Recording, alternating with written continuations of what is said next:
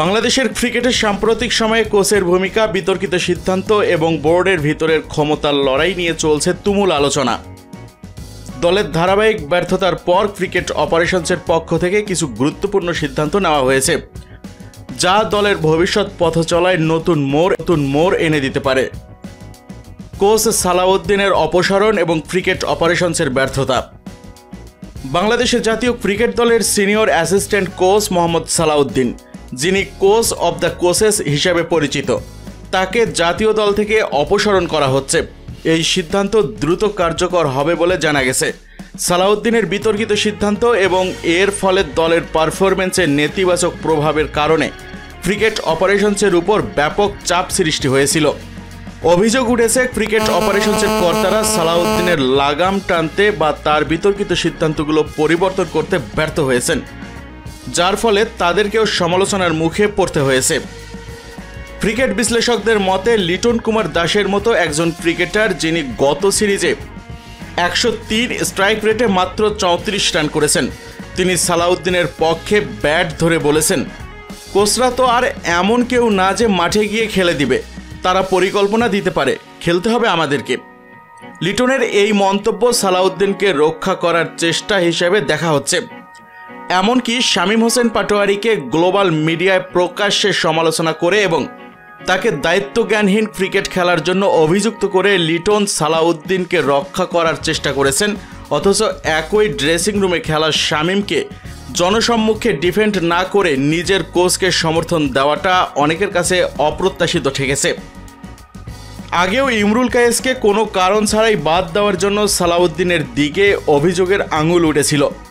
ইমরুল নিজেই বিভিন্ন সময়ে জানিয়েছেন যে কোচের পছন্দ অপছন্দের হিসাব নিকাশ মেলাতে গিয়ে তাকে বাদ দেওয়া হয়েছে। ক্রিকেট বিশ্লেষকরা মনে করেন সালাউদ্দিনের এই পক্ষপাত দুষ্ট মনোভাব দলের ভেতর অসন্তোষ সৃষ্টি করেছে এবং যোগ্য খেলোয়াড়দের সুযোগ থেকে বঞ্চিত করেছে। ক্রিকেট অপারেশনসের নতুন দিক নির্দেশনা এবং বুলবুলের দৃঢ় পদক্ষেপ। ক্রিকেট অপারেশনসের নতুন সিদ্ধান্তে নাজমুল আবেদিন ফাহিমের ক্ষমতা কমানো হয়েছে। এখন থেকে তার অধীনে 4 জন অভিজ্ঞ এবং জাতীয় দলে খেলা ক্রিকেটার কাজ করবেন, যার মধ্যে 3 জনেই সাবেক অধিনায়ক। আমিনুল ইসলাম বুলবুল, যিনি বাংলাদেশ ক্রিকেট বোর্ড বিসিবির একজন প্রভাবশালী ব্যক্তিত্ব ও বর্তমান বোর্ড প্রেসিডেন্ট এবং নিজেই একজন সফল ক্রিকেটার ও ম্যানেজার, তিনি ঠান্ডা মাথায় এই সিদ্ধান্ত নিয়েছেন। এই সিদ্ধান্ত কার্যকর হলে ক্রিকেট অপারেশনসের কার্যক্রমের স্বচ্ছতা ও জবাবদিহিতা বাড়বে বলে আশা করা হচ্ছে। তবে দীর্ঘদিন ধরে তিনি বারবার বলেছিলেন জাতীয় দলে কোনো সিদ্ধান্তে তিনি সরাসরি হস্তক্ষেপ করবেন না, কিন্তু সাম্প্রতিক সময়ের পারফরমেন্স, বিতর্ক আর সিদ্ধান্তহীনতায় তিনি নিজ প্রতিজ্ঞা ভঙ্গ করলেন। নিজেই ঘোষণা দিয়েছেন এখন থেকে তিনি জাতীয় দলে সরাসরি নজর দেবেন। বিসিবির এক সভা শেষে সাংবাদিকদের সঙ্গে আলাপকালে বুলবুল বলেন, আমি এতদিন চেষ্টা করেছি দূর থেকে পর্যবেক্ষণ করতে, কিন্তু পরিস্থিতি এখন এমন পর্যায়ে পৌঁছেছে যে চুপ থাকলে দায়িত্বজ্ঞানহীনতা হবে। দেশের ক্রিকেটকে এখন নতুন দিক নির্দেশনা দেওয়া দরকার। জাতীয় দল এখন পরিবর্তনের পথে। আমি নিজে মাঠের ক্রিকেটার ছিলাম, জানি কিভাবে আত্মবিশ্বাস ফেরাতে হয়। এবার সরাসরি যুক্ত থাকব। বিসিবির এই সভাপতির এমন সিদ্ধান্তে ক্রিকেট মহলে মিশ্র প্রতিক্রিয়া দেখা দিলেও কেউ কেউ বলছেন এটা একটা সাহসী পদক্ষেপ, আবার কেউ মনে করছেন এতে নির্বাচকদের স্বাধীনতা ক্ষুণ্ণ হতে পারে। তবে একটা ব্যাপারে সবার ঐক্যমত, বাংলাদেশ ক্রিকেটে এখন নেতৃত্ব এবং দিক নির্দেশনার সময় এসেছে, আর সেই দায়িত্ব নিতে বুলবুলও প্রস্তুত। তবে আমিনুল ইসলাম বুলবুল আরও স্পষ্ট জানিয়ে দিয়েছেন যে লিটন কুমার দাস এবং মোহাম্মদ সালাউদ্দিনকে আর বোর্ড রক্ষা করবে না। এর কারণ হিসেবে তিনি বলেছেন, এখন আর কোনো কোরাম বা সিন্ডিকেট চলবে না। তিনি মনে করেন সালাউদ্দিনের মতো একজন অভিজ্ঞ ক্রিকেটার ও ম্যানেজার, যিনি পরিকল্পনার ক্ষেত্রেও পারদর্শী, তার অধীনে দায়িত্বপ্রাপ্ত কোচদের ব্যর্থতা অপ্রত্যাশিত। তাসকিন আহমেদের মতো খেলোয়াড়দের খারাপ পারফরমেন্সের সত্ত্বেও যেভাবে সমর্থন দেওয়া হয়, সালাউদ্দিনের ক্ষেত্রে সেই সমর্থন আর থাকবে না। বোর্ডের ভিতরের এই পরিবর্তনের উদ্দেশ্য হল বাংলাদেশ ক্রিকেটের চলমান সিন্ডিকেট বন্ধ করা এবং জাতীয় দলকে তার সঠিক পথে ফিরিয়ে আনা। আর সেটার ধারাবাহিকতায় সাম্প্রতিক সময়ে মাঠে ধারাবাহিক ব্যর্থতার পর বাংলাদেশ ক্রিকেটে বড় ধরনের পরিবর্তনের ইঙ্গিত দেখা দিয়েছে।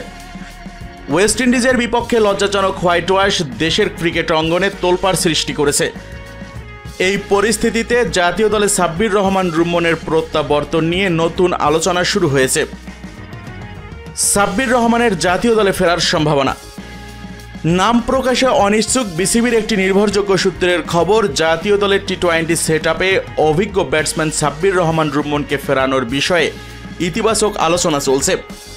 যদিও পূর্বে একজন বাংলাদেশি বংশোদ্ভূত কোচের নেতিবাচক মনোভাব এবং প্রভাবের কারণে বিষয়টি আটকে ছিল।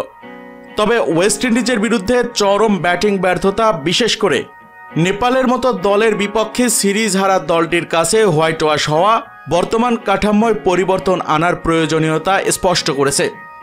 সূত্রটি আরও জানায়, আগামী আয়ারল্যান্ড সিরিজের টি-20 ম্যাচগুলোতে সাব্বিরকে জাতীয় দলের জার্সিতে দেখা যেতে পারে। বিষয়টি ইতিবাচক দিকেই এগোচ্ছে। বর্তমানে বাংলাদেশের ক্রিকেট সন্দিক্ষণ অবস্থায় আছে। ধারাবাহিক ব্যর্থতা এবং বোর্ডের অভ্যন্তরে সিন্ডিকেটের অভিযোগ থাকা সত্ত্বেও সাব্বিরের মতো অভিজ্ঞ খেলোয়াড়দের ফিরিয়ে এনে সুযোগ দেওয়া দেশের ক্রিকেটের দীর্ঘমেয়াদী স্বার্থে গুরুত্বপূর্ণ হতে পারে। কিন্তু দর্শক মণ্ডলী, আপনাদের কাছ থেকে জানতে চাইব, সাব্বির রহমান রুম্মনকে আবারও আপনারা বাংলাদেশ জাতীয় ক্রিকেট দলের টি-20 দলে দেখতে চান কিনা? কমেন্টে জানিয়ে দিন আপনাদের মহামূল্যবান মতামতটি। আর ভিডিওটা যদি ভালো লেগে থাকে তাহলে লাইক দিয়েন, শেয়ার করিয়েন আপনার ক্রিকেট প্রেমী বন্ধুদের সাথে।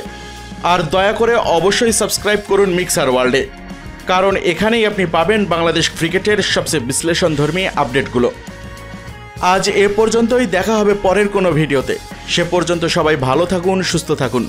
বাংলাদেশ ক্রিকেটের আগামী দিনগুলো হোক আরও উজ্জ্বল, এই শুভকামনাই রইল।